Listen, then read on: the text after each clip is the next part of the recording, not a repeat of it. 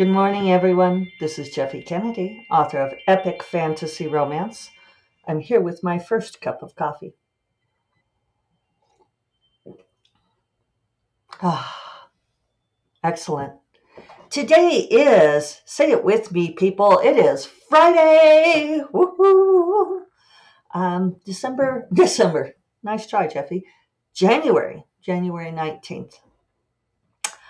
Ah, um, it's been a busy week for me for no good reason. I feel like I've just had lots of errands to do, trying to get back on schedule. Big thing before I forget, tomorrow is the SIFWA HEA Quest starting at 9 a.m. Pacific time. Great lineup, several panels, all online. If you are already a Nebula registrant, you can attend for free. If you're not, you can attend for the low price of $10. What a bargain. Some great panels on business, uh, editors, fighting off burnout, dealing with newsletters, that kind of thing. Also, some networking time. So, if you're around online, please join us. I'm also excited to tune in for a panel on Tanith Lee on Sunday. I registered for that, and I'm interested to see how that is. Apparently, they're going to do a new anthology of Tanith Lee and talk about influences, what a great influence she was on so many of us. Died tragically young. Yeah, I have a whole shelf full of Tanith Lee books. And otherwise, I want to talk a little bit about the Laurell K. Hamilton deal this week, and which involves some retrospective on like watching the internet come online. It's a Gen X episode today here at First Cup of Coffee. First, my report on Amethyst Run. I've been doing pretty well this week. I had a great day on Tuesday, and that I've been going down again. Yesterday was not great. I did, at least word count wise. I went to Writer Coffee, tried to get words beforehand. It helped some. Um, yeah, still not quite in the groove there. But I don't know. I'm kind of looking at the thing where it seems like as much as I try to get myself so I can do 3,000 words a day, I wonder if it's truly sustainable for me. I seem to do much better at 2,000 words a day, or I seem to default to that. If you're on video, you'll see I'm also drinking a little bit of vitamin C and water. I'm feeling ever so slightly under the weather. Not much, but 'tis the season, right? So I am at midpoint on Amethyst Run, which is always a pivot for me, both story wise, but also speed wise. I do tend to speed up towards the latter half of the book, which, for those of you who are newer to such conversations, is how it should happen. If you've correctly set up the structure of the early parts of your story, then the later parts of the story should fall into place. Uh, the number one thing I look at when a writer complains about having a saggy middle of the book or a slow middle or not being able to fight through the middle, you look at that first act and you look to see if all of the stakes are properly set up. Because if everything's set up, then the rest of the book should cascade from there, especially following the midpoint pivot. I won't spend a lot of time on that today, but food for thought. I can talk about it more if you want me to.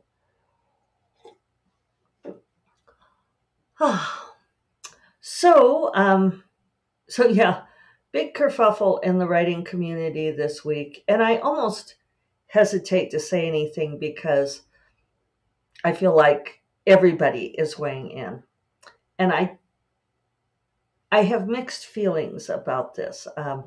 I think there is a certain social media value to people weighing in and being on the side of outrage that is not always tremendously useful. I know, well, I won't go into that too much, but every time I see some other author weighing in going, oh, yeah, I'm outraged too, it's like, are you really outraged? I mean, maybe you really are, but mostly you just want to be in with all the other people saying how outraged they are. Anyway, allow me to fill you in because I do know that there are, shockingly enough, many people who listen to this podcast who are not aware of the online kerfuffles, many of which seem to be occurring on Threads now, which is making me regret joining Threads. Alas. So, but it originated on TikTok where Laurel K. Hamilton uh, put up a 3-minute TikTok video talking about self-publishing. And for those who don't know Laurel K. Hamilton, she is, I would say, one of the first bold voices in urban fantasy as we know it. The first time I went to like a World Fantasy Conference and people said that Charles DeLint had invented urban fantasy, I was really kind of shocked because it was like, I thought it was Laurel K. Hamilton. She was one of my entry points. I first read Guilty Pleasures in 1990, something like that. I'm glad I checked. I had the wrong decade. Guilty Pleasures came out in 2002. I know I read it when it was new. And she continued on with that series, which was the Anita Blake series. And it was, at the time, so unusual and so fresh, with Anita Blake being a necromancer and having an affair with a vampire and a werewolf. And if this sounds tired and done, it's because it's been done and made tired since then. When she first wrote it, it was like nothing else, and it was amazing. Uh, and it was, yeah, people just gobbled it up. And I was a huge, huge fan of Laurel K. Hamilton for a very long time, and with her other series, the Mary Gentry series. But she really started to spiral out of control, and in the books, kind of jumping the shark, losing the plot.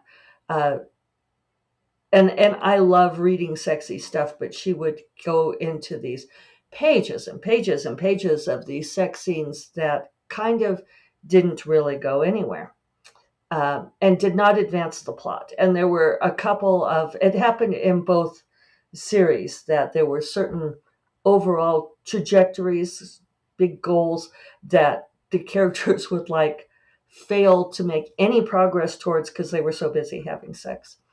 And I fell off the series after a while. But what really became a problem for me was that she started a blog. As I was talking, this timeline was bugging me. And so I went to look again, and I was right. Guilty Pleasures first came out in 1993. I hate how like Amazon does that, where they replace the dates and it becomes very confusing. It's like, which edition is it? I wish they were better about listing that metadata. So 1993. Okay, I'm glad that my memory was that good because I remember that time in my life. And most of all, I remember that the internet was very, very, very, very new. And so new that, blogging hadn't really kicked in until later than that. Um, People were still figuring out what to use the internet for. I've told this story. I'm not sure I've told it on the podcast, but very early, I was living in a small town in Wyoming, working at the university. And so we had the internet and so forth. And I was at work and I wanted to go see the Bare Naked Ladies. And I looked up Bare Naked Ladies tickets. And it immediately started opening all of these porn sites. And back then, this is cane shaking, walking uphill in the snow both ways. We did not have pop-up blockers. We didn't know that that was even possible. And so all of these windows started spontaneously opening, and they were opening faster than I could close them again. And I was like, no, no. And it was all of these very raunchy pictures. Ah, um, yeah, such were the early days of internet searching. So, um, I can't remember. Maybe I can figure it out. So, I mean, this is like all of this, ancient history now, right? 30 years ago. But she went through some big changes in her life. And in around 2001, she ended up divorcing her husband, maybe a little bit before that, married a guy who was a huge fan of her books. And she became very much more interested in exploring sexual themes in her books and in her life.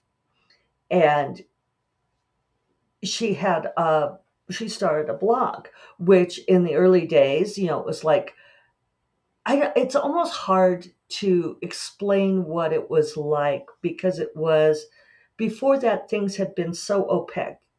It was hard to obtain books. You might not be able to get the next book in the series. You could ask your bookstore to order it. Maybe they would, maybe they wouldn't. You'd end up combing various bookstores and newsstands to find the next book. Um, and you would read maybe magazine articles about people, but you didn't have this window into them that we do now, for better or worse. And Laurell K. Hamilton started this blog, which, as a huge fangirl, I was delighted to read. But it went way over the top, rambling, and some of the stuff in it was things I didn't necessarily want to know, right? Now we are familiar with this phenomenon, but at the time it was revelatory. And I remember having dinner with a work colleague while we were traveling and trying to explain to her what reading this blog was like. So, and then there were several things that happened. There was a big conference and this was around that same era, maybe a little bit later, where she, because she was very much into these very sexy things, she went up on a stage in front of a huge audience wearing a very short skirt and bent over while someone else pointed a leaf blower at her to blow up her skirt and reveal her very sexy lingerie. It was a time, people. Sorry, and I still haven't gotten to my point. I am rambling here on my vlog, my video log, right? So Laurell K. Hamilton put up this TikTok video, right? And I haven't been following her closely for a lot of years, but she went off on self-publishing. And people are taking this very much as her stomping on self-publishing writers. And I do think that it came from a place of good intentions, but it also came up from a place of profound ignorance, which is very true for a lot of these authors who have been in the business for 30 years.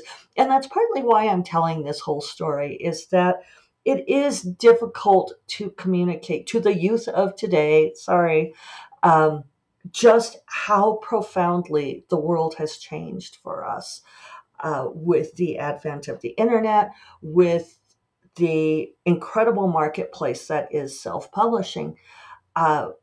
For us, and I remember when I was shopping my first book in, the mid 2000s, 2007, that area, that some of my friends said, well, you could always self-publish and it's the wave of the future. And I'm like, yeah, but I'm not ready for the future.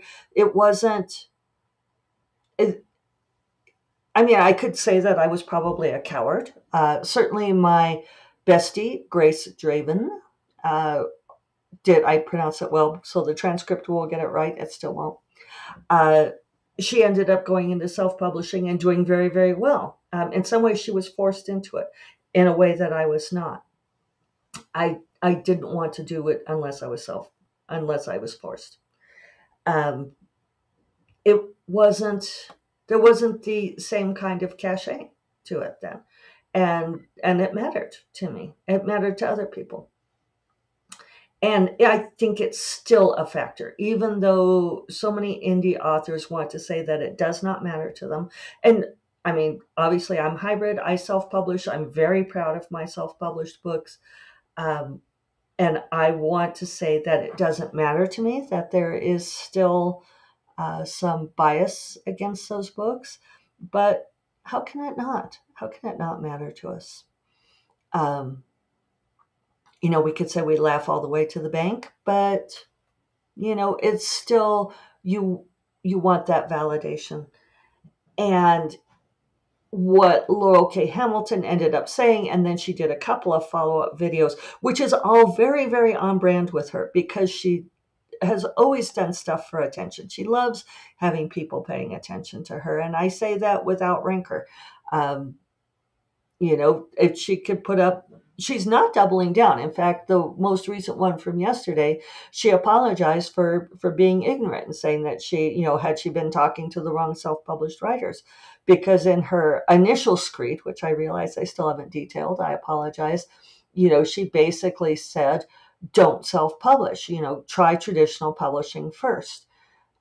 And and she was talking about how, as a traditionally published writer, that she has a marketing team behind her and all of this sort of thing, seeming to be blissfully unaware that she is a 3 decades established best-selling author, which she later acknowledged. So I mean, she is listening to what people point out to her, and it was unfortunate that she kind of did this in the first place. But all of her advice was not terrible, because I do see a lot of self-published authors going out there. They don't want to wait. They want to get rich quick. And this is not all of you, but there are some who do this, and we all know that it's there. They, if not get rich quick, they just want to be able to quit their day jobs, right? And totally sympathize with that, right?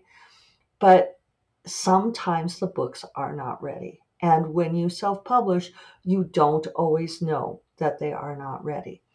Uh, and maybe it doesn't matter, because sometimes books that are half baked still do well. But this is where she's coming from, is this idea that to take your time and to give yourself um, the opportunity to try these things. A standard refrain among the indie author community, which I've talked about before, is that traditional publishing is evil, that it takes all of your money.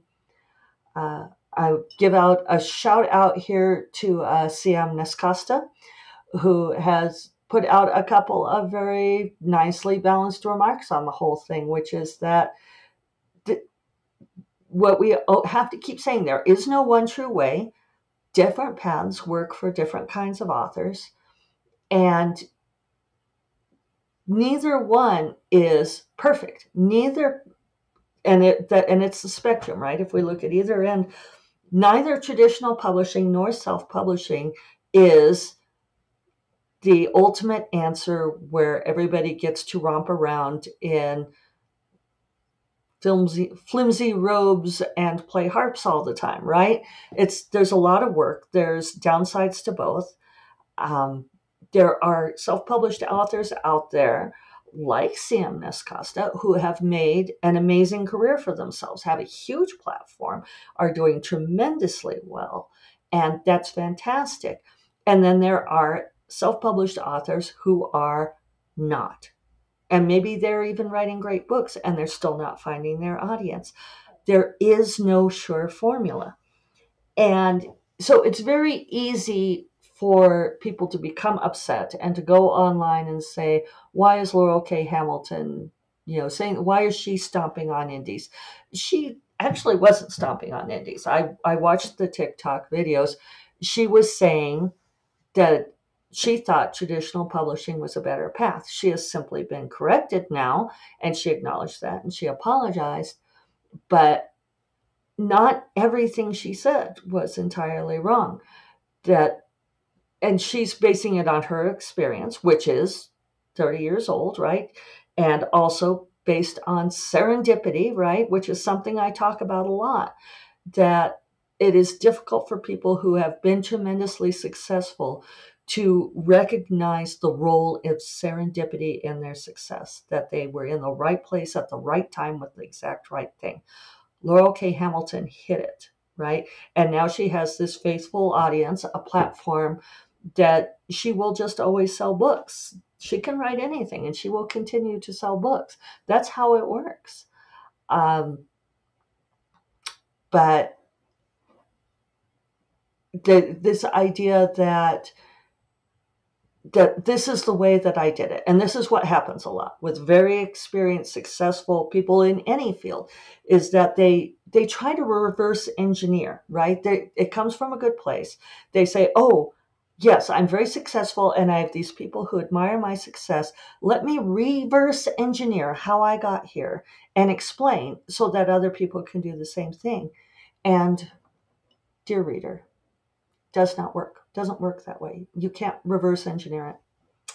All right, that's enough for today. I could talk about this more on Monday, but yeah, I think I've made my points and I've already gone long. So I hope you all have a wonderful weekend, and I will talk to you all on Monday. You all take care. Bye bye.